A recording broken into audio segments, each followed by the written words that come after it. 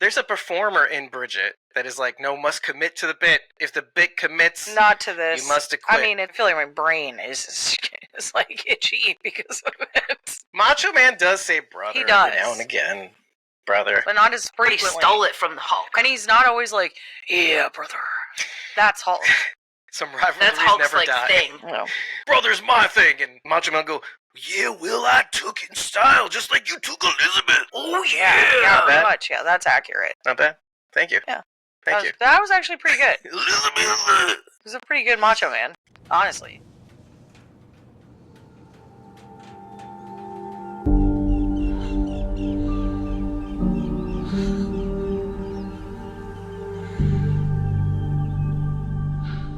We are Squawking Dead, a podcast pulverizing programs beyond the Walking Dead universe. Sometimes we give you news, sometimes we make you laugh, but most times we go deep.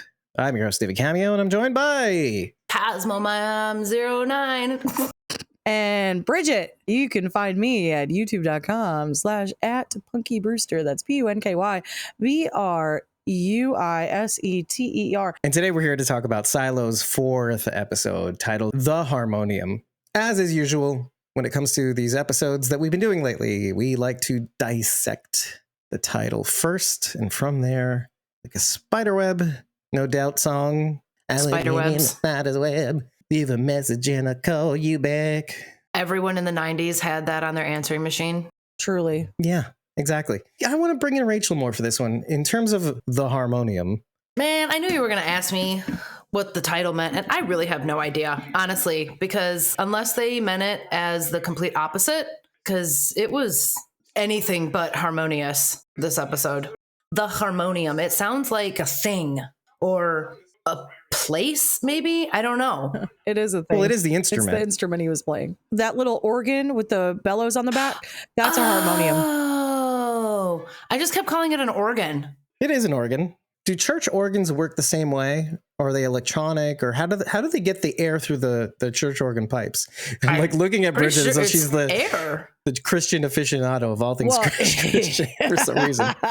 It depends on, we have an electric organ, so we don't even have, and honestly, I don't even want it. Old churches have the pipe organs. There's like footworking that you have to do. So it's the same. Yeah, those do pump, but yeah, I guess it's just kind of like a smaller version of that because they don't have the pipes to push the air through. So the air is going through I don't know where it's directed in a harmonium because I don't know enough about a harmonium to know. It's like bagpipes. Yeah, it's exactly like that. In fact, what's, when you really think about it, why does this thing exist in the silo? And then you start to think, well, because it's old timey. In a way, yeah, because if you think about it, most modern organs are electric in that size to fit in a silo. Now, could they have made a big pipe organ? Sure. But then it wouldn't be used as a device for the breather. So smaller is better. But yeah, circuitry would be involved in the electric organ. So that couldn't happen. He seemed surprised when he said, oh, you have books? So I'm wondering if each silo is introduced to something different than another silo. Oh, that's a good question. Only because she says she'd seen it, but maybe she wasn't supposed to. I think she meant she's seen the book. Well, this is going to lead to a bigger point. I thought that it was a reference to the children's book that had the picture of the ocean in it. That was my assumption, is that she knew what the ocean was, not that she knew what 20,000 Leagues Under the Sea was, because it had been seen in the picture book. In the Georgia Tour Company book? Yeah, that's what I'm talking about. Yeah, the children's book. I'm calling it the Georgia Tour Company book, but it's not called that. Georgia Tourism book? Something. It was, like Discover Georgia or something like that. But forever, it will be known as Georgia Tour Company book because of our friends in Sonoy. Well, we did love, That's just like the episode or Insider is a thing. Just so too is the Georgia Tour Company book. I get one too. That was my assumption, was what that was in reference to, was specifically the book. Point taken. Because she had it hidden behind the bathroom mirror, in the right? mirror. Wasn't the bathroom in the mirror. The mirror in the bathroom. It's like the Michael Jackson song. I'm looking at the bathroom in the mirror. It's the bathroom in the mirror now. See, now you get one. No, Bridget gets one again. It'll never fail. I'll always have one, Dave. I'll always say something dumb. One. You know, it's funny. Rachel gets many, but they come up randomly, and I hope I get to remember them. But but if I use them too much, you get really upset for some reason, I think. And then I'll force myself to forget. Mine? See, I've already forgotten. No, Rachel's. Rachel does have a Rachelism. All the dumb things I say. To be fair, I don't think it's the fact that you repeat what we say. I think it's the fact that you just don't know when to let a joke go. Oh, no. I'm the killer of all things. And I think that's really where the beating beat a flies. dead horse. Honestly. Yeah, that's just my thing.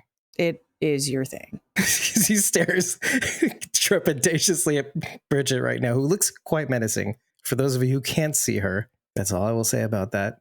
It's one of those things that you just got to see for yourself. The thing about your observation, though, is that it will lead to a bigger point. Moving on the title of Harmonium, because there's a lot that figuratively could be attributed to harmonium or harmony. I think it's Bridget's turn. She's got a couple zingers. I have zingers now? I don't know about that. I just called them something else, but yeah, let's call them zingers today. Brain zingers. Yeah. So I was trying to think of where was there some sort of symbolism that would line up with this concept of the bellows and air being pushed into something else.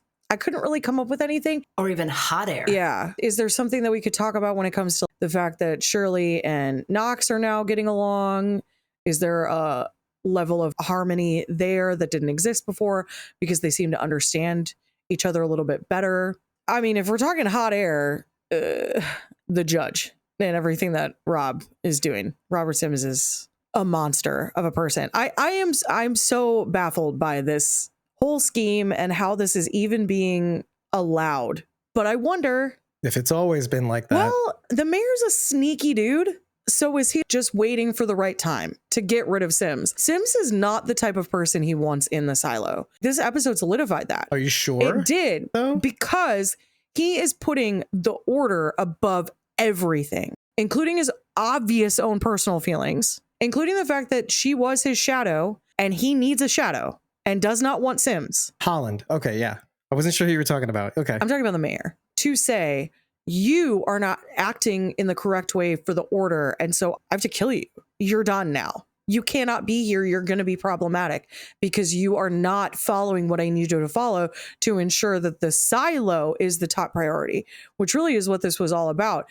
Sims is also not doing what he should be doing to ensure that the silo is being put first.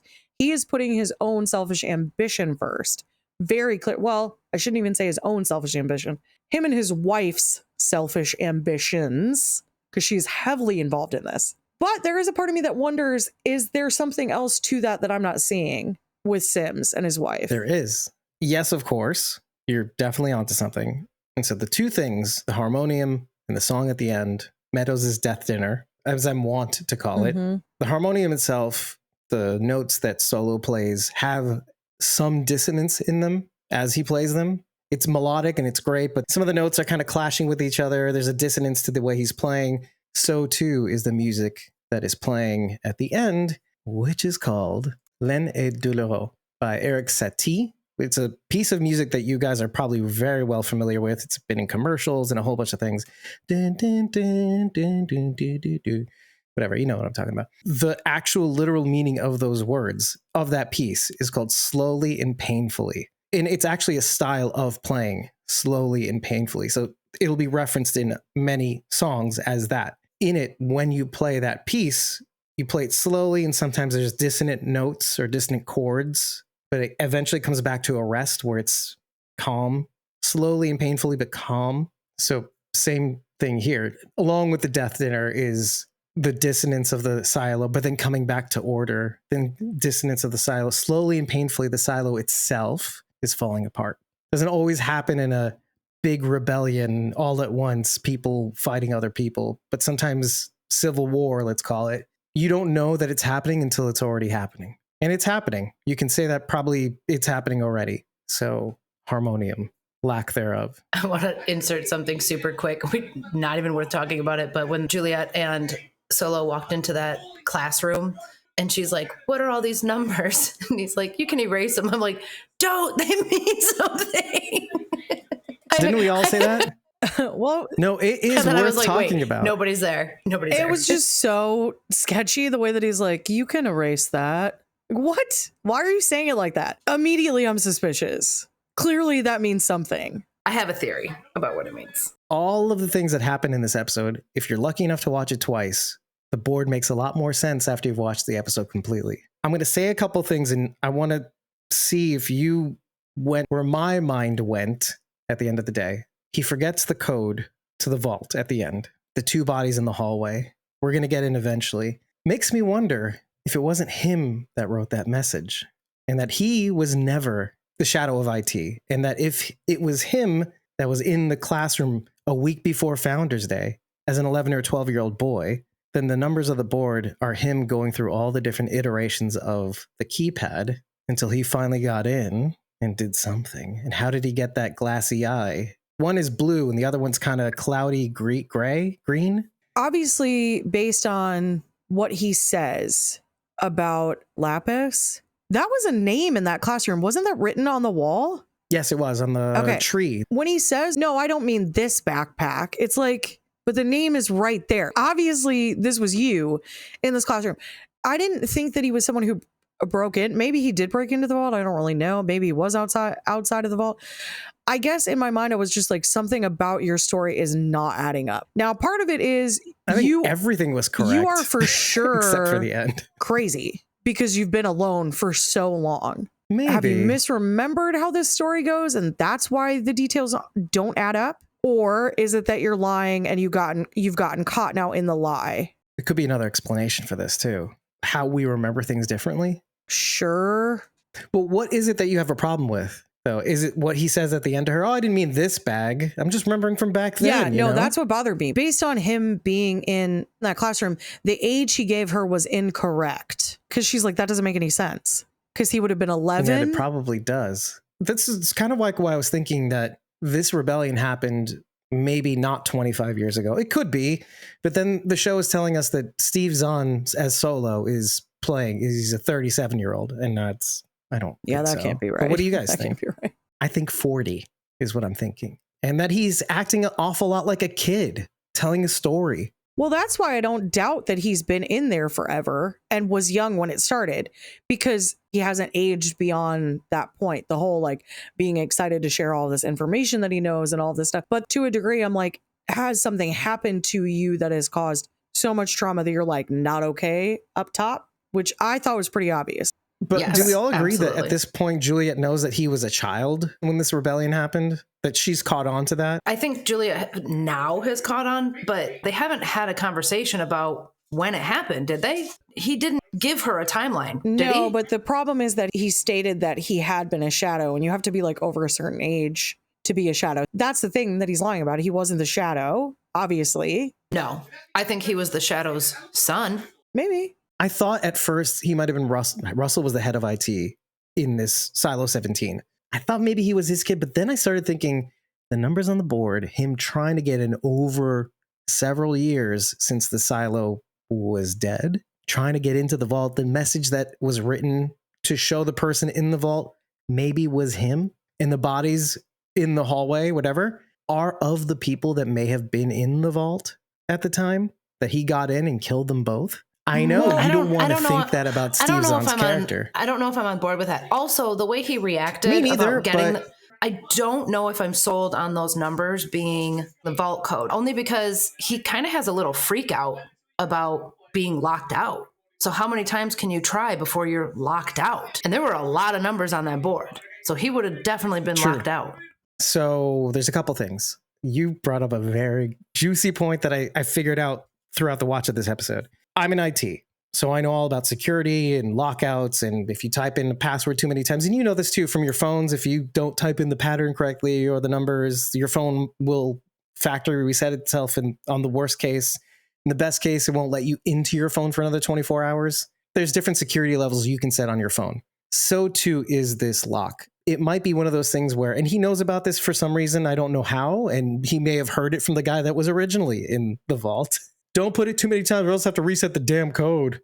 and you'll never get in. So he tries too many times and the code resets itself. But you get another chance to try again, to try the next code, let's say. Because if the code resets itself, the person who's on the inside has to set it to a new code, or else if he leaves, he can't come back in. And why would he? Why would he leave?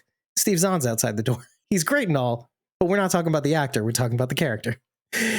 So he would have to keep trying over and over again. If you're there for 40 years, what's stopping you?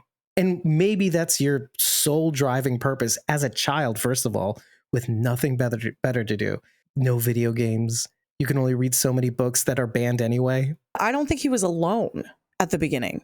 Maybe his father was involved. Maybe it was his mother. I don't know. Whoever it was killed in the process of this trying to get in there. And so I think that there's a bigger need for him to be in it because I think it's got something to do with an emotional loss. His parent or whatever sacrificed themselves to get in that room. And so that's why he can't lose that room. That would be very childlike behavior, too. I feel like that's a good theory. I think it's more likely the people outside the vault wrote those numbers on the board, and it was their attempt to get in. I was thinking that, but then him being so cagey about the numbers, yeah, you can erase those. I don't need them anymore. But you asked a really good question. Why does he forget the numbers when he gets panicked and goes back to the vault? There's a bigger thing that's going on here. Frequently in this episode and in the last one, especially the last one, something about the drugs that help you forget. And there's a shot when they're at the fountain, the mechanical people taking a break in the mids. It's a similar garden, or at least similar looking garden to the one we saw Pete Nichols and Phoebe, the one who wants to get pregnant with her husband. But that shot is of Shirley's arm extending to get some water. And you see the tattoos and you get distracted by the tattoos. But something about this episode brought up the idea of there's something maybe in the water that makes people forget. And then you go back to the beginning of the episode and all the names that are in the Digger Chasm wall about the multiple rebellions that people seem to have forgotten about over the years. Maybe every generation, like Knox says, has a rebellion. And for some reason, we keep forgetting. And of course, there are no elevators, so that people are siloed from one another, the mids, the down deep, the up top. So we don't care what happens to them. Oh, as long as judicial and the sheriffs and the deputies took care of the problem, we don't need to know everything. But it goes deeper than even just water. The thing that Reggie Smalls said in the last episode, there's something about the air down there. And then you go back to Solo. And then you realize, oh, this drug is erasing long-term memories. Instead of erasing what's recent, it's going way back and just deleting the earliest memories that you may have. Solo seems to have all these memories up until the moment where he's trying to remember the code. And that code was 40 years ago, or maybe even, let's say 20, whatever he got into the vault. We can debate on whether it was the very beginning at the rebellion or during his time here. You know, maybe it was during the time that he was outside the vault, because he would need the chalkboard to actually remember the numbers he's already tried, because he can't remember them himself. You know, and then you see there's a circle and some numbers are crossed out. But the longer he's in the defeated silo, the destroyed silo, something in the air, something in the water, he forgets slowly. But when he's in the vault, he seems to have everything else. So he seems to remember so many, the circus, all this stuff that is not really his memories, but things he's learned, which is typical of people remembering facts over their own memories. Well, it's an interesting idea because he does say when he's in the classroom and he's looking at the names and then he finds the backpack, he's like, Lapis, she sat next to me. She thought I was funny. I forgot about her. Which, to be fair, happens over time. Your brain only holds what it deems as important information. And so other things became more important than this memory of this child that you went to school with. But it is interesting to hear him say it that way, given the information you just said, Dave. Well, and how could he forget something if he couldn't remember it? I know that sounds really dumb, but if you haven't really had the need to think about something, you can't learn to forget it. I think he just panicked. That maybe honestly. just how the drug how many works. times have we forgotten some of the most simplest things because we're in a panic state? He had this rush that he just needed to get back to the vault for some reason. And hopefully we find out why. I'd like to see what's inside his vault. I don't know that whatever's pumping through the air and whatever is still viable. Who's running it? He's the only one there. It's a good point. There's obviously the obvious panic state, like you said. You would be inclined to dismiss it, but I keep thinking about these little things that we've seen in the last few episodes that make me think there may be a reason.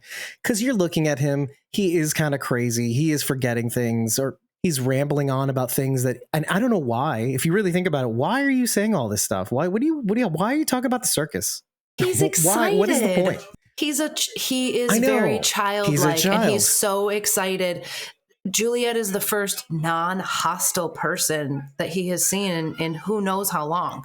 And just like a child, they are very excited to tell you everything they know, especially the things that they love and are interested in. It's funny. He only really goes into a panic state, or no, I shouldn't say that, but let me finish my thought. He seems to forget, maybe, not that Juliet was there when he's pumping the bellows to give her air. Midway, he's kind of like, wait, oh, no, to keep pumping the bellows.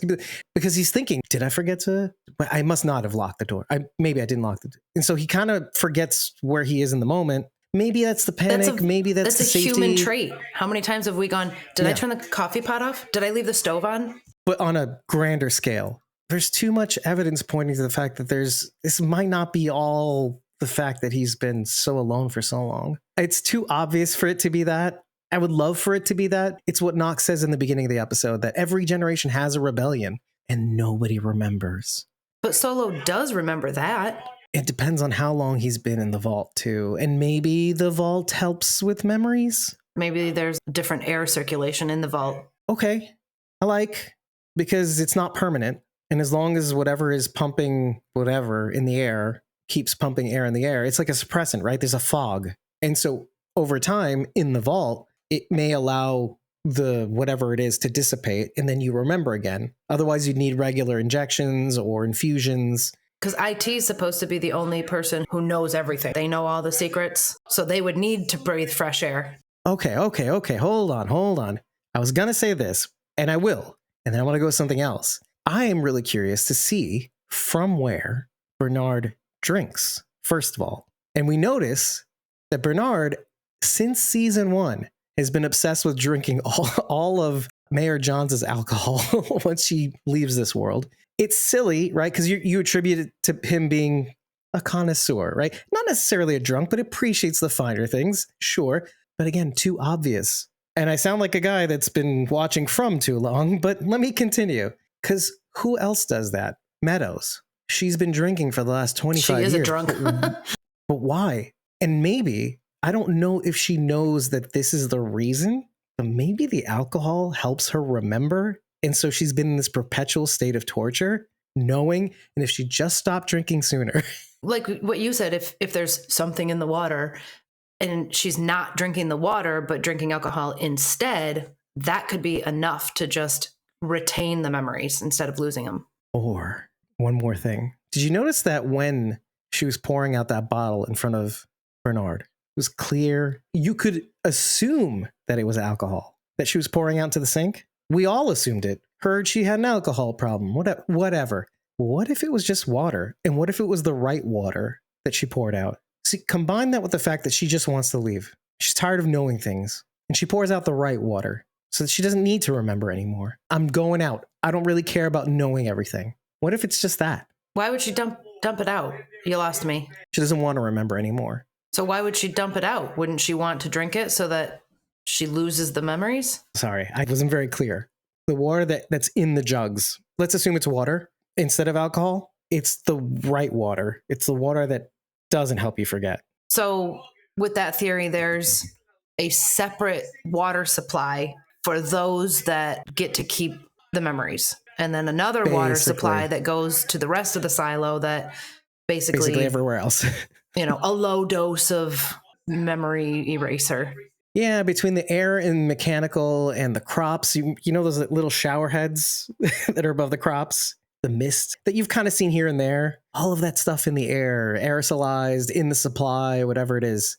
What Gloria Hildebrandt says in the first season, but there's something in the water that makes people forget. And you think she's crazy too, by the way. Just a little because of all the years of being medicated. She's not crazy.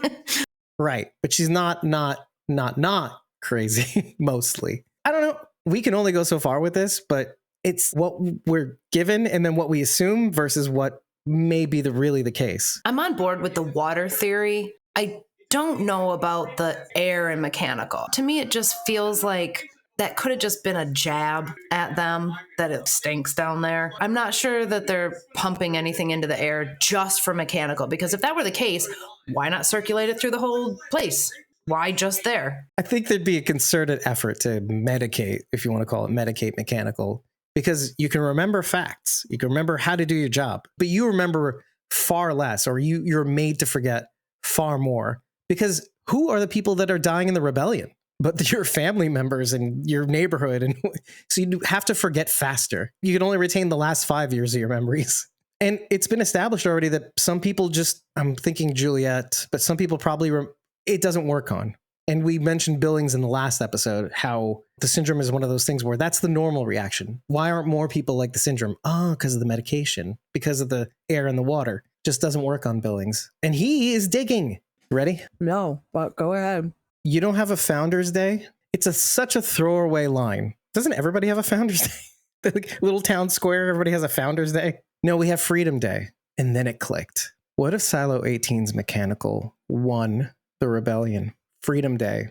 Okay, you're thinking this is insignificant, but it's so crazy significant, especially with the little bit at the end that Meadows says about Salvador Quinn 140 years ago. That message that was left for, he was the IT up top during the rebellion 140 years ago. He left a message that she could not possibly tell him because reasons, or because she forgot, again with the water, air, maybe, because she stopped drinking. Felt like she just really didn't want him to know, especially now that he had killed her. We can go back to that point, but Freedom Day, what does it mean that mechanical won the rebellion in Silo 18? It means everybody that's in charge now is a result of that. We always wondered how Silo 18 managed to survive after its rebellion, or in this case, probably multiple rebellions, because of what happened in Silo 17.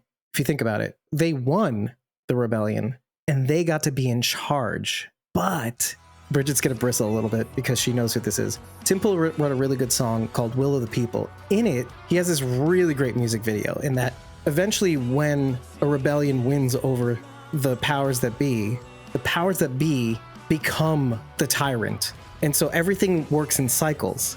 And so when Mechanical won the rebellion, they found out the truth. Whoever they designated as IT went to the vault, read the order, and realized, oh, we have to do it their way because this world is dead.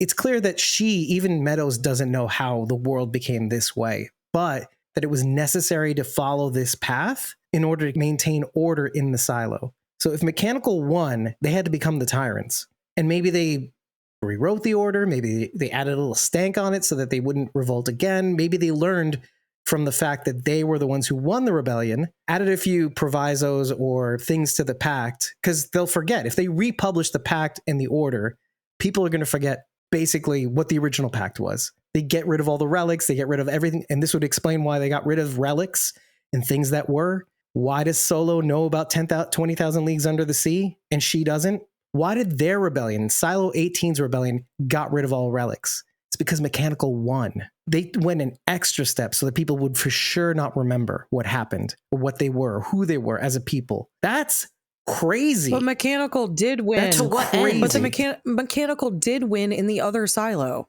That's why everybody died. No, Mechanical drowned.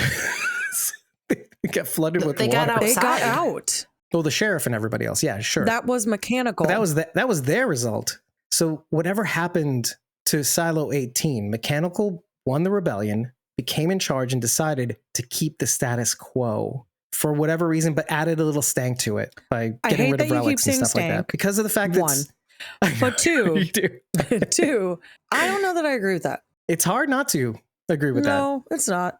It's hard to agree with that too. I acknowledge that it's tough, but it is really, really interesting. If that were true, why would they keep that little bit in the order about blaming everything on Mechanical? It's still there. Wouldn't they take that out? Because if the new Mechanical, it's cycles. The rebel becomes the tyrant. The new people that come in have to topple the order, and then they become the tyrants. And maybe Mechanical keeps winning every time, and then we forget. I'm going to be really mad if you're right about this, because you've been right about some really ridiculous stuff lately, and it pisses me off every time. So if you're right about this, I'm going to be furious. Well, you've been right about something too.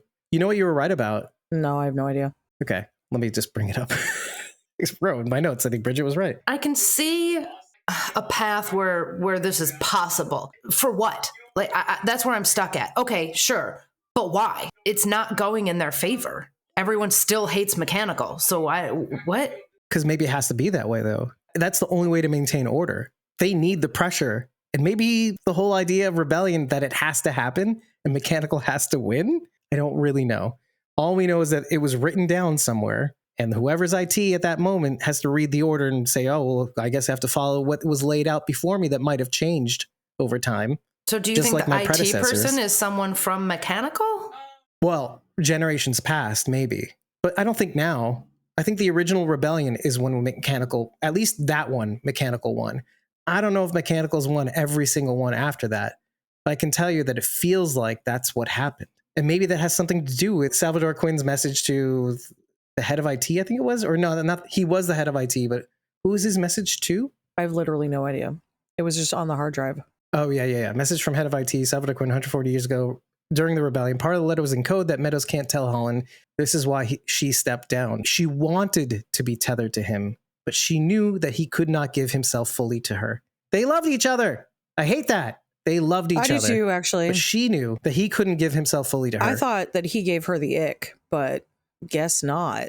I know. And so that's why she gave him all that S throughout all these episodes, because it was her way of saying, I love you, but I can't be close to you. I hate that I love you. I hate that I love you. I hate myself what I hate myself. I'm going to hate you instead, because you can only hate yourself for so long. But we all suspected that, right? That there was a sort of intimacy with them. Well, I assumed he was in love with her and she was like, blech, but that is not at all. It was what more was her. happening. Yeah, it really is so sad. Just thinking about, she felt she had to leave and torture herself for 25 years. I had just started to like her. This episode, she brings up Lucas Kelly and Lucas Kyle, that's it.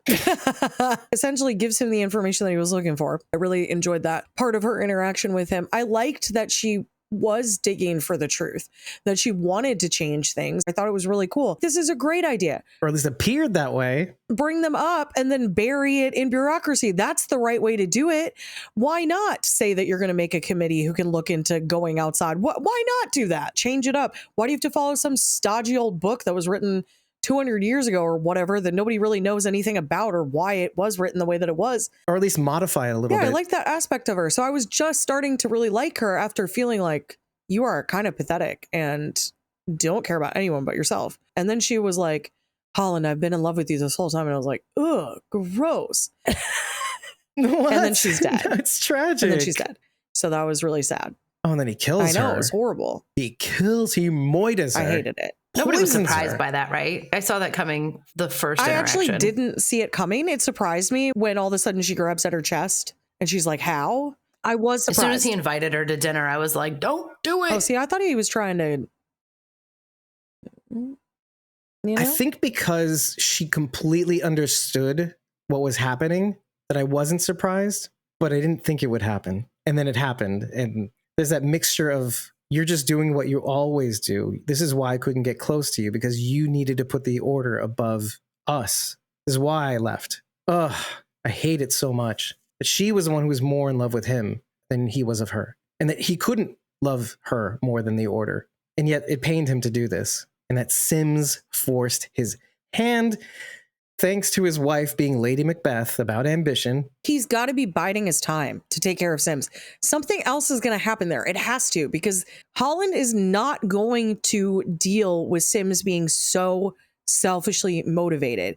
His whole thing is everything is for the silo, and Sims is everything is for my selfish ambitions. It's going to come to a head eventually. It has to. Well, I want to take a step back first, because his conversation with his wife, Camille, was very interesting. When he makes the suggestion about the impeachment, he's thinking about all the right ways to do it. A, to cover his tracks, to make it so that it's not about him, in contrast to Bernard, which is very interesting to see the differences between how they operate. Bernard said, let the silo take care of it. Let everybody be involved in this decision to hunt down Mechanical, or at least these people, and kill them. Whoa, that is genius level. Okay, but wait, Sims is thinking the same way.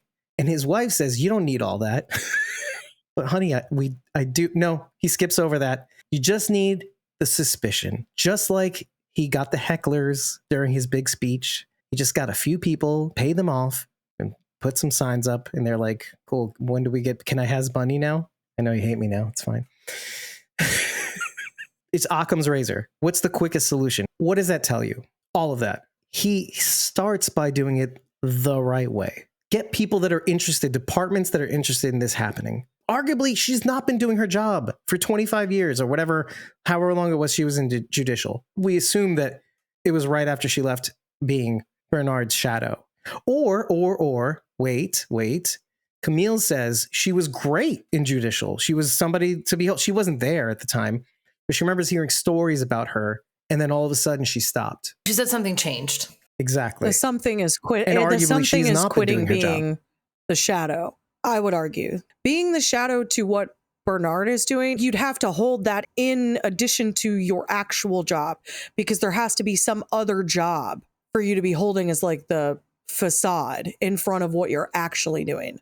Right. Just like Terry Cooper. He had to do something else while he was shadowing Juliet. Wait, let's hone in on that, because we assumed for the last few episodes that as the order, but no, it was this message. And it's the one thing she held over Bernard because it'd be the last thing. She knew that if she gave him the message, it would change things. My suspicion is that if she gave Salvador Quinn's message to Bernard, it might wreck him and everything he felt he held dear. Not the opposite, meaning this. If she gave him the message, there is maybe an assumption that people would assume she gives him the message and then he loves her for some reason. No, it's the exact opposite. If she gives him this message, everything he held dear, everything he put above her, decided to choose the order above her, would fall apart. And then where would the silo be at that point? I just pieced something together. The reason Bernard doesn't let Walker come in because he specifically wants to frame Knox and Shirley. Walker's the only person who can piece back together the hard drive. And he needs the hard drive pieced back together if he ever wants to find out what that message was. Good, because this dovetails to another thing that was revealed in this episode. How long has Walker been an agoraphobe? It was mentioned in this episode. 20 years or 25? 25 years. Correct. That coordinates with how long Meadows has been out of the loop as far as being Bernard's shadow. So now, great, Bridget. We're on the same page about the deep things that we love about this episode, which I contend every single episode keeps giving us more that we can dig into, which I've got goose pimples. Can you see them? Okay. Is your arm fine. okay, dude? Why does Martha... I see that huge gash on your arm. Is jacked. Are you all right? This one Yeah. here? Yeah. That one? No. This is just genetics, y'all. No. It's just No, genetics. Dave. No. Oh, yeah. Oh, I didn't even see it. Just take a tissue.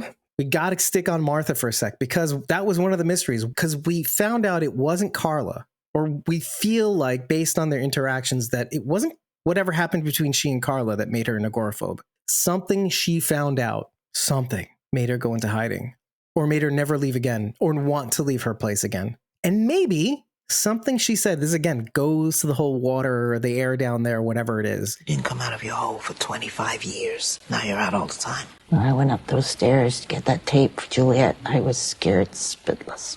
And I saw you, and I started thinking about all those years I'd wasted, we'd wasted. And I couldn't remember why.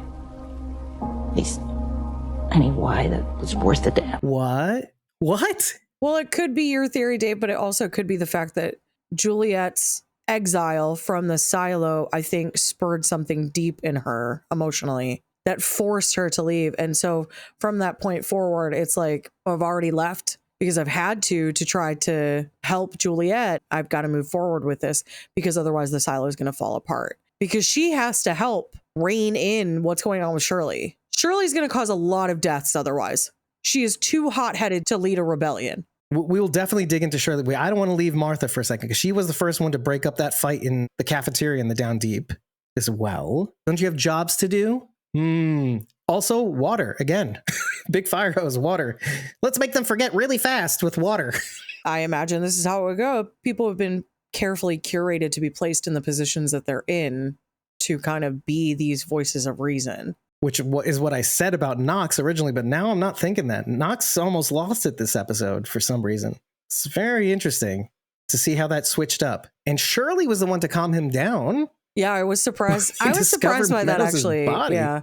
Shirley did not piss me off in this episode, actually. Now, it was Knox that says, walk slowly, but it was her that calmed him down. I had to piece that scene together very carefully to figure out who said what, because I was like, oh, Shirley, yes, calm down Knox, because he's out of control. This is you. She is a hothead, 100%. That's why I'm like, she cannot lead a rebellion. She does not have the right personality for it. While she does have the charisma to be able to get people in, it's just too forceful. She's too quick to act. And there's a certain level of finesse that has to occur with this, because you've got to be doing all of these back alley dealings and stuff. So you can't just be going in gung-ho every single time. She's the same age as Juliet, essentially, but she does appear to be much younger, not only in looks, but also in her attitude. 10 years younger. Like maturity. Yeah, she seems to be like a younger person. Yeah. But she does two things, though, that, to your point, did not piss me off. And the one we just talked about is one of them. The other one that she does is when they're discussing it in the Digger Chasm. And Knox gets to the point. He says, listen, we can go after vengeance and that'll be our death, and that's fine. I'm paraphrasing. I'm not really verbatim. But what do we really want? We want the truth, don't we? We want their deaths to mean something. Again, meaning, putting meaning on something. But Shirley plays the game. Finally, instead of going, hey, they're lying to you.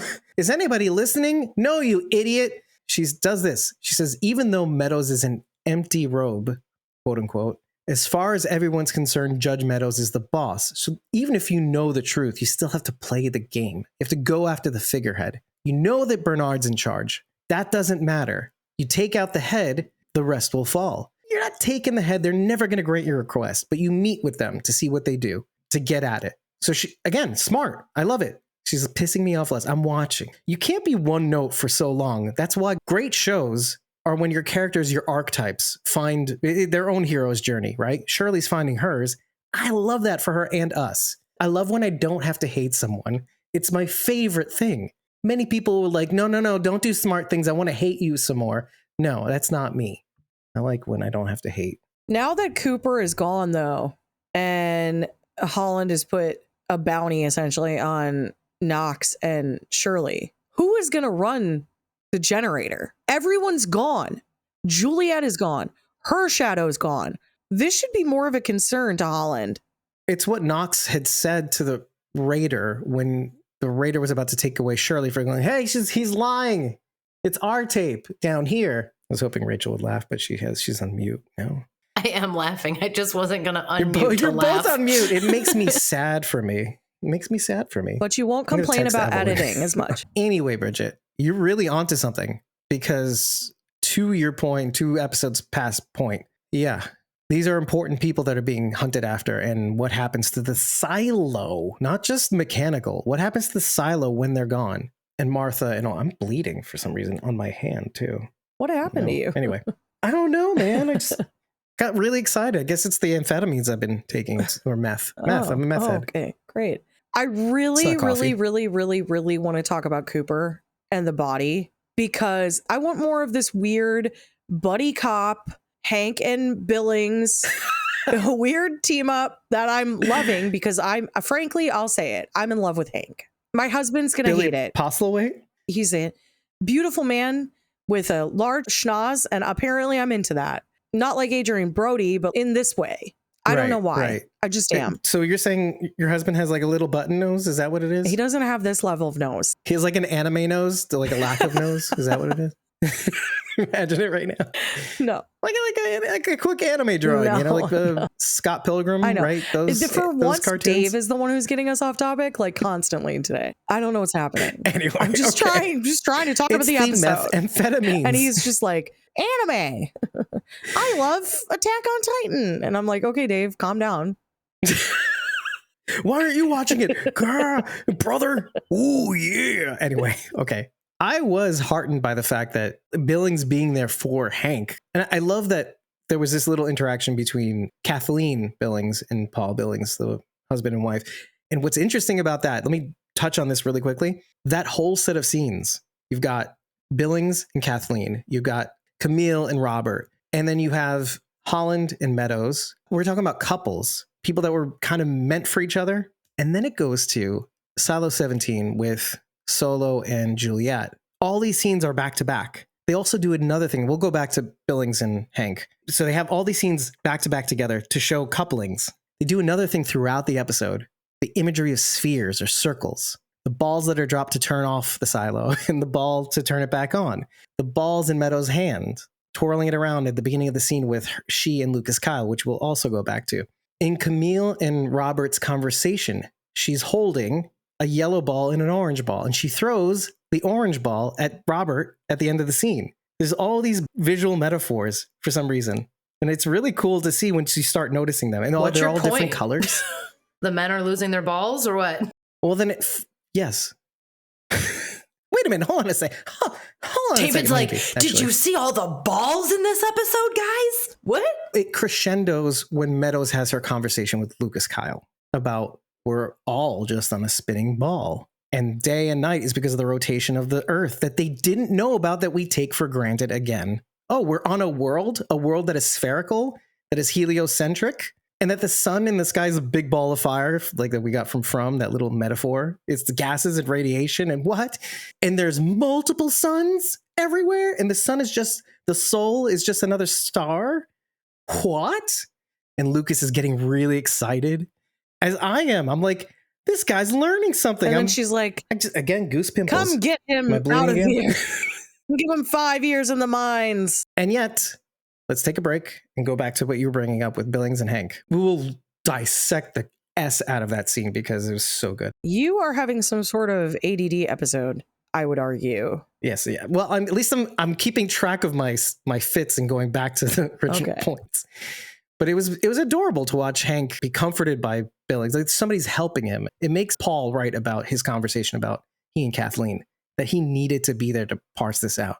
Because Hank is out of sorts. We didn't get a ton of Billings being able to actually be sheriff in season 1. But we didn't get it at all. The sheriff was cleaning. We have Rashida's Holston husband. Becker. I can't remember his Becker. name. Yeah, Holston. Holston Becker, Allison Becker, yeah. So we get Becker, and then Juliet takes over, and then Juliet... Wait, and then Marnes is sheriff for a day, isn't he, or something? Like interim sheriff? Then Juliet takes and then over. He dies, he gets killed. Juliet takes over. She's exiled. Yeah, literally, who wants the job of sheriff at this point? Because it seems like you're going to die no matter what. It's like being a doctor on The Walking Dead. 100%. Do not be the sheriff in the silo. Just don't. Because the sheriff from Silo 17 also dies. We haven't gotten to see Billings really be sheriff because all we saw was him get cut off at the knees by Sims. So now we're getting to see him actually do some honest police work because based on everything we've heard, he's really good at this. I'm excited to see what he's able to piece together. You can tell he's already pieced together. Juliet did not ask to go out. He can't prove it, but he knows it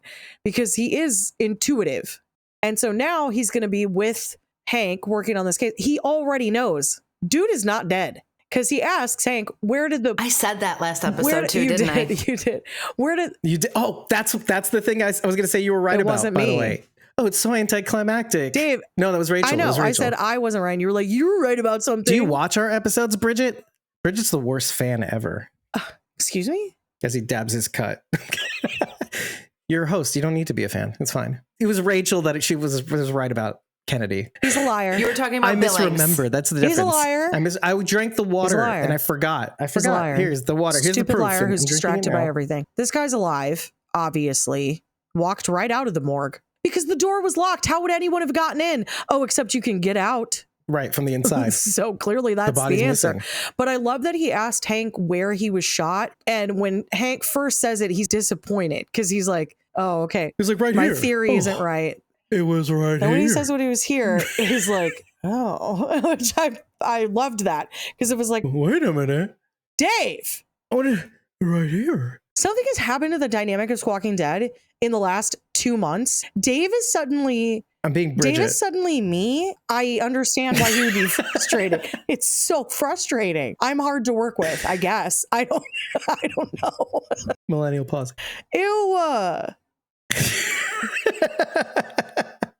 Who am I? Not me, Dave. Not me. That's you.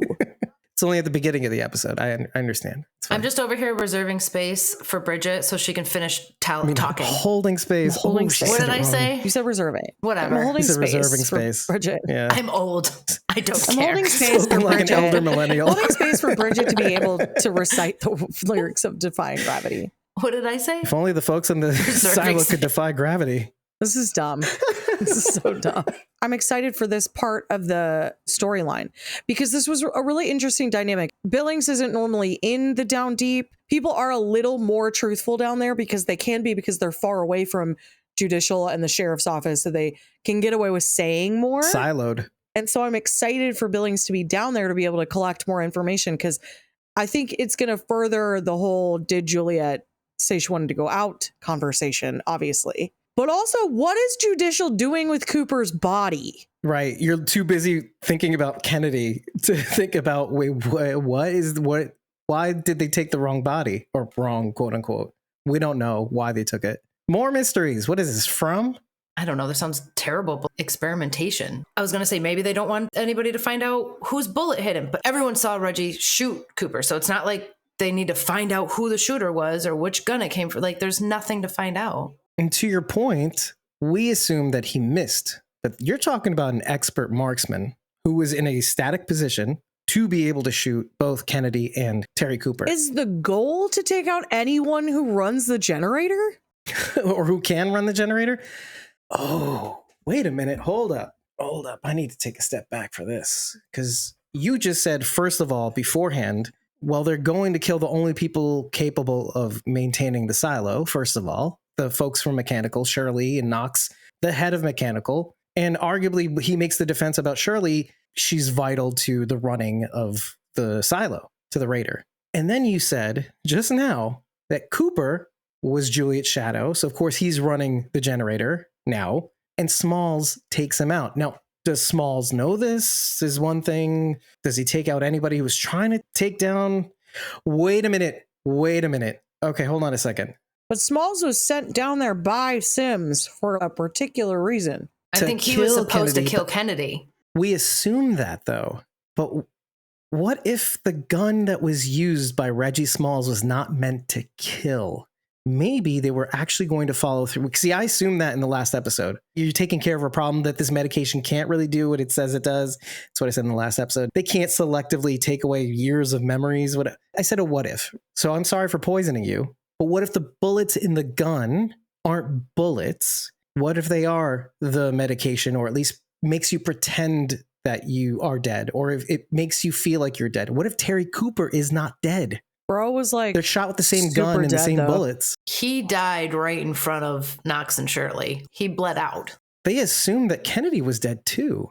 I don't think anybody assumed it. He rolled off and they didn't care about him. Nobody was paying attention to Kennedy. Remember? Just kicked him aside. They said, Terry Cooper. Well, they didn't know who he was. I think had they known that who he was, they would have paid more attention, because he helped Juliet when she needed it. So I think they would have gone back to him to be like, well, I hope he's okay. But they didn't, because they don't know. They don't know that whole story point. They have no idea. Juliet had no time to share with them that she found the hard drive and what was on the hard drive. And then also what happened to the other kid, the hacker. He's still in solitary occlusion, whatever it was called. Kennedy was pulled out to stir this up. Seclusion. Yeah, they just got an excuse to actually use him. So the bullet isn't medicine, Dave. The bullet was real, but they gave Kennedy a bulletproof vest or some sort of armor in order for him not to die. Cooper getting involved was not part of the plan. He's literally just an innocent bystander.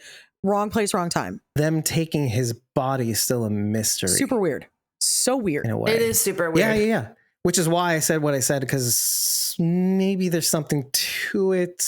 I don't know. I'm going to wait and find out. I would even hate if I'm onto something about this, because it just seems... Shut up. You would not. Sci-fi. You love it. You love being right. I would really hate if I was right. Right, guys? Right, guys? It'd be so crappy if I just got everything right. Guys, I just hate being wrong all the time. It's so... Oh, sorry, right all the time. Oh, I said that wrong. Wow. You even did that wrong. You even did that wrong. Wow. Maybe I said that right, though. I hate you. Lucas Kyle, Avi Nash. I don't even want to really come up with theories about this because I feel like they are going to, I hope they're going to wow us with something. Obviously, they want us to remember this character, right? Like, hey guys, remember him? Him and Juliet were cool. He was out at the mines. They gave us a little more insight into the mines and why they're important. And I really liked what Meadows said about it. It's a way to get him to feel like he's contributing. But two things can be true also. Yeah, absolutely. Is that Absolutely. Observations are important, but Yeah. yes, we need the medal. Yes. Yes. Also prohibited by the pact. Sure. I still hope we get to see the mines, what that Me too. area looks Me too. like, what's going on down there, how many people are down there. I mean, what does this operation look like? I also really enjoyed the validation that Luke Skywalker got about the stars. That's the only way I'm going to remember his name.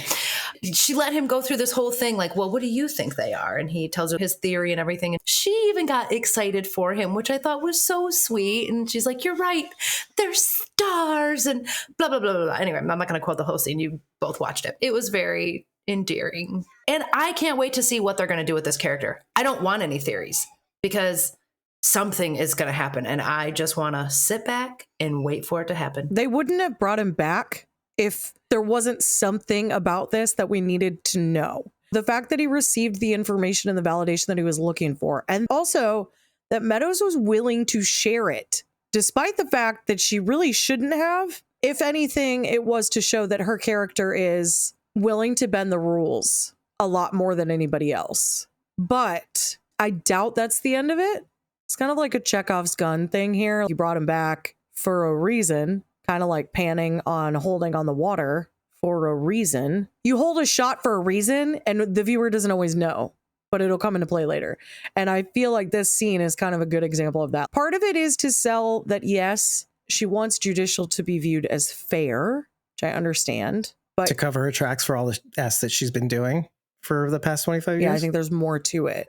It doesn't make any sense that he got put away for so long. That could be true. But how many people really know that he got put away for that long? His mom. So, and how many people forget him, basically? Yeah, so what does it matter that she made it fair? She also made that comment about him not surviving a year in the mines. I think that was to throw off Holland. I completely agree. And that's where I become the bad guy, just like Meadows is in this scene. Because I actually do believe that she did everything in the best interest of the silo, ultimately. The whole burying Mechanical's request in bureaucracy. Oh, she They're did. Not Yeah, send an expedition she was genuinely doing everything for the good of the silo. I agree. But she was also trying to scare Bernard with her little moves, sure. The whole meeting with Lucas Kyle to begin with just rattled him a little bit, didn't push him over the edge. And it makes sense to him once he's explained this, right? She too is being curious. Now, wait, you get to the part where she basically spills her guts about where we are in relation to the planets and the solar system and that there is one. And our little Isaac Newton figured it out almost completely on his own. She was the bad guy telling the hero her evil plot. Because at the end of the day, he's not going to survive a year down there in the mines. And furthermore, everybody's drinking the water. They kind of forget that they even exist too. Like you said, who's going to remember him? His own mom is probably going to forget him. Well, after 5 years. I have a theory about this, Dave. Maybe they don't exist. Juliet's going to find her way back to Silo 18. It can't happen going through the front door. They're not going to let her in. I think it happens underground. Lucas will be a part of her finding her way back in. I think you would love that for him more than anything else. I would love that so much for him. And for us. There's a nice little flirtation and thing for going us, back and forth in season 1. I just want to see more of Avi Nash. We all want that. Yeah, and you know what?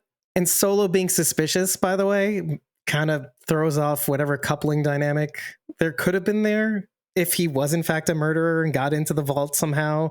Solo is in Arrested Development right now. He's too childlike. It's weird. No. It is weird. It's so, even though he's older than her, most likely. She has to speak to him like a child. The way that she comes back to the vault and says, you can tell me about the animals I can't remember. She knows that she has to come back and kind of grovel a little. Now, to be fair, Travis has not actively watched the show, but this morning when I got up, I said, I have to watch an episode of a show. I'm going to watch it in the bedroom. And he goes, what is it? And I was like, it's Silo. He's like, you can watch it out here. So he's been like listening, because this started when I was rewatching season 1 for us to cover it. And he said when she's... You mentioned this in the recap. Yeah, when she's ignoring him and he's like going on and on about the elephants and the circus, and she's so blunt with him as she's trying to talk to him. Travis is like, why is she being such a bee? And honestly, he's getting involved. Yeah, which I love. There was an element of that. He's too childlike to have a proper social interaction to be able to read the room. There was no room to read. She cannot talk about this right now, dude. Her head is living elsewhere. She is desperate to get back to where she's from because she knows that the people she loves are going to die if she doesn't. We're all there. We're all with her too. And we're just like, stop talking. Stop talking about the circus, dude. Nobody cares. But at the same time, my heart hurt though a little bit because he's been alone for so long and he just wants someone to listen to him. She was so bristly with him. She's so focused. But I'm glad you brought up this part because you see Juliet at the end coming down to his level or meeting him where he's at. But he does that too with the harmonium. He's trying to communicate with her, have a conversation with her, trying to pass the time, trying to help her, but he can't seem to reach her. And then he thinks about the harmonium, but he can't just tell her about the harmonium. She won't pay attention to him. And she wasn't until he started playing it and says, can you come over here, please? I'm going to show you this one time and then you don't have to listen to me ever again. I did one. And he one shows, don't look at my hands. Peak Steve Zahn. When he was It's delivering, just it was just such good. It's such good Steve Zahn acting. Anyway. But like as a child. Yes. And so he embraces it. And then he says, look at my feet. And then he looks at her. She looks at his feet. He's like, I'm still not getting it. And then he goes, it's a bellows, you idiot. She goes up back and she sees the bellows. I really enjoyed the fact that otherwise she would not have gotten it. She like didn't care about it. And he's like, but you do care about it. That was my favorite line. It's something you should good. care It was about. so Yeah. good. It was really good. It's the same thing. They were speaking each other's language. So he was trying to speak her language so that she would finally pay attention to him. And she does the same thing at the end of the episode. I love that. And you see that littered throughout the episode. If you really think about it, the last few episodes, Knox is trying to express to Shirley, hey, idiot, you can't just tell people. You have to meet them where they're at. Then she starts playing the game in this episode. And so too, Knox almost kind of loses it. And then Shirley kind of shakes him out of his anger. You taught me to not do that. And then he goes, okay, yeah, you're right. We have to walk out slowly. And then until we have to kind of haul ass. I'm not familiar with the term. Oh, world beyond. Anyway. And then, then they haul ass and then they scatter. But everybody in this episode, down to Sims's wife, Camille says, F that. You got to get what you want. Holland is also meeting the silo where it's at. Instead of being forceful, he does the formula in his head again and says, you know what? It makes more sense for the silo to get revenge because then they'll feel like they did something. It'll unite the up top and the mids against mechanical, which is what they want ultimately. The end result of which, since it's all the people that are capable of running mechanical, as far as we know, because we don't know, because again, if mechanical was the one that won the rebellion for some reason and they are taking over because Freedom Day for them was them winning the rebellion, and then they decided to take over relics. Anyway, the whole point is between the spheres and then ultimately crescendoing to the fact that we're on a heliocentric universe and then down to this imagery of people meeting each other where they're at, etc. What a full episode. And I want to end maybe on this one point. I think for the first time after watching this episode, I felt like I actually deeply cared about the characters and the place and the survival of these people. You start to feel that way when you start caring about these people's stories, and Juliet especially, and she's a very sympathetic character who is us wanting to know the truth. But seeing everybody care about this place and care about their families and their neighborhoods and where they're at, I really, really started connecting with everybody involved, even down to Bernard Holland too, and Sims, that even though they're doing things that I don't like, and Meadows especially, you got to see like a different dimension to her that was not revealed until just the very end of why she was the way she was. Because you think it's one thing, but then it turns into a whole other thing.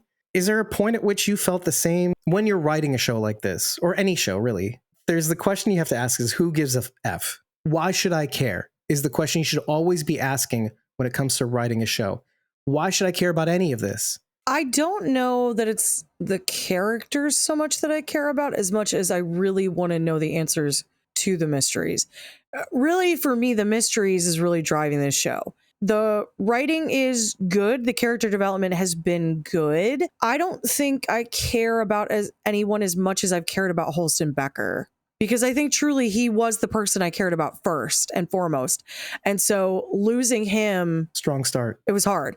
And so everyone else is kind of like, while it was a great twist because he was your main character and suddenly he was gone super early in the show, it did make it harder to connect with the other characters because it just felt like they were in some way a replacement of that. Now, I do like Juliet. I think she's a great character. I love Rebecca Ferguson. I think she's a phenomenal actress. But it's not like how I cared about Glenn in The Walking Dead or how I care about Carol and Daryl Dixon. It's not the same. It's not the same level, because while they have problematic situations in their lives, none of it is relatable to me in the same way that The Walking Dead was. Because The Walking Dead was like, yeah, they're fighting zombies, but they've also had really complicated backstories that existed before zombies existed. That's why it made it easy for me to connect with them, because they had been through domestic violence, dealing with alcoholism in their family. They had been through these things that were easy for me to connect with. I'm struggling to connect with the characters in Silo in the same way. Now, I like them. Every time an episode ends, I wish that I could watch the next one right away. But I think the mystery is driving it for me. It's not the same. Without a doubt. Well, that's why I said it wasn't until this episode that I started really, not that I care about the people more than I care about the mystery, but it's very easy to be so focused on the mystery that you kind of sideline the characters in not in a large sense, but that you kind of like, oh yeah, they're here, but no. And maybe that's attributed a lot to Steve Zahn's character, adding a little bit more dimension to arguably the organism that is the Silo, all these different components that make them up, all the people that make them up, all the competing interests that make it up, make one single organism, that I finally started seeing dimensions of us in the characters. You know what I bet had to do a lot with it, Dave, is so many characters died in the first season that maybe it made me a little bit numb to it, because it was like everybody that you liked died. You liked Allison's character. Lucas Kyle's still she here. died. You liked Holston's character. He died. You liked George's character. He died. One right after the other. So it made it a little bit hard for me to... They brought in replacement George. He's got a death sentence right now. It's just hard to connect. Lucas Kyle's replacement George. It's kind of hard to connect then, I think. It's that Game of Thrones syndrome. Yeah. Just don't like anyone. Yeah. Then you forget names. Camille Sims. No, I feel the same way. I'm enjoying the show. And it's safe for me to say I won't ever connect to characters like I did with The Walking Dead. And I don't expect to. Yeah, especially by comparison. I'm not going to hold a show to that standard. It's not I possible. just hate that it ruined so many things for me. I feel like I hate that. I don't love that for me. I think it's because I'm cognizant of that fact, that it allows me to take a step back and judge a show on its own merits. Because every show it's kind of like people. Every person is its own little Nothing's ever going to take the place of The Walking Dead for me, and that's fine. It's like calling your children your favorites. you don't do it. You just don't do it. I enjoy this, but you only have one. It's fine. The writing could be better or different. We just don't see a ton of their personal lives. A lot of it has to do with the here and now and what's exactly happening in this moment. We've got a little bit of Juliet's backstory, and I like that. Maybe that's made her an easier character to connect with. We haven't gotten a lot of backstory for many other people. We know literally next to nothing about Lucas Kyle, if you really think about it. And we love The Walking Dead because we didn't get their backstories initially, but you got enough of it to get an impression. But I'm saying, like, isn't that strange? I'm saying, like, you know nothing. You know literally nothing but about immediately. him. But we know he's Avi Nash, which is why you gravitate so hard. True. It's just automatically we like him. Well, I hope you love us the way I started liking Silo and their people. And if you really do, head on over to ratethispodcast.com/squawkingdead. 5 stars and a glass of water is all we need to know that you love us. But tell us what you liked. Tell us what you didn't like. Don't forget to tell us after every single episode. And if you really like what we're doing here with you on the internets, consider just following us on Ko-fi and Patreon. It's where we post our recording schedules publicly for free, so that you could join us for free in the chat as we record these episodes behind closed doors. But they're open for you. There's no lock.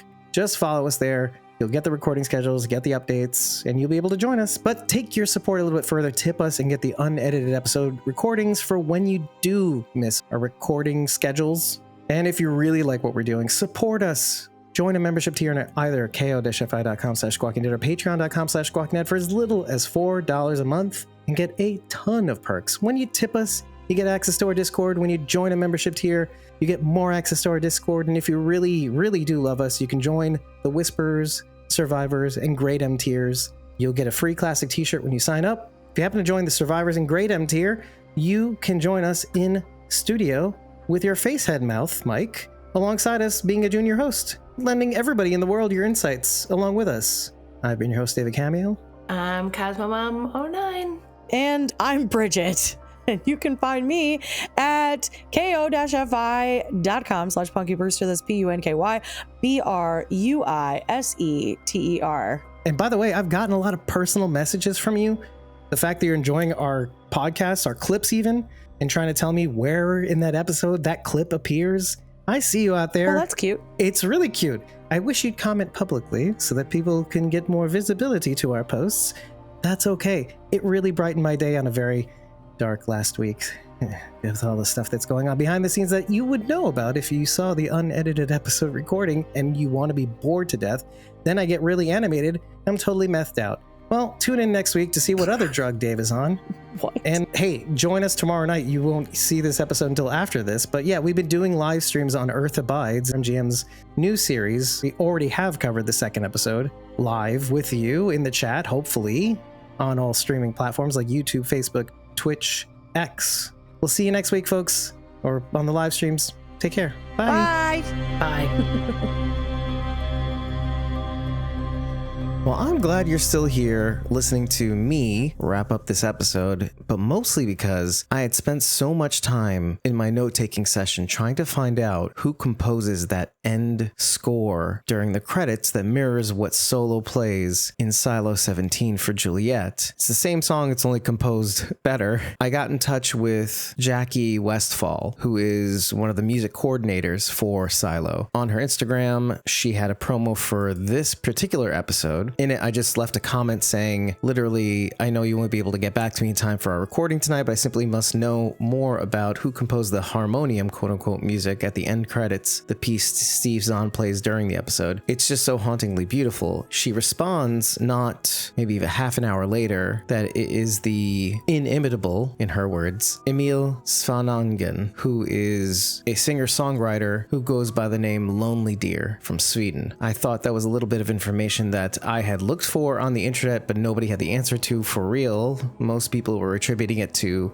Tango Composer or one of Sebastian Bach's pieces, which I listened to and were in the ballpark, but not the same kind of music. So I'm glad I was able to correct the record on that. The music itself had a sort of, if you've ever heard of this musician, a Patrick Watson type quality to it, which I really, really enjoyed. And you may be hearing it right now as we close out this episode. And as always, at the end of every episode, we like to thank our Great M, Survivors, and Whispers tier members in that order. Starting with the Great M tier, we have at RealRyanGM on X and Instagram. Moving on to our Survivors tier, we have Douglas Atherton at Walking Dead Artist 2. On to the Whispers tier, we have on Ko-fi, Ko-fi.com/Connie Dixon for life. That's Connie Dixon, the number 4 LYFE. ko-fi.com/fanartlindy. On Instagram, we have at Eliza Jones 71. And on Facebook, we have at Kim.Rowley, the number 1. I hope you, like us, are really, really enjoying this series. I'm really, really grateful to be covering it because it's one thing to recap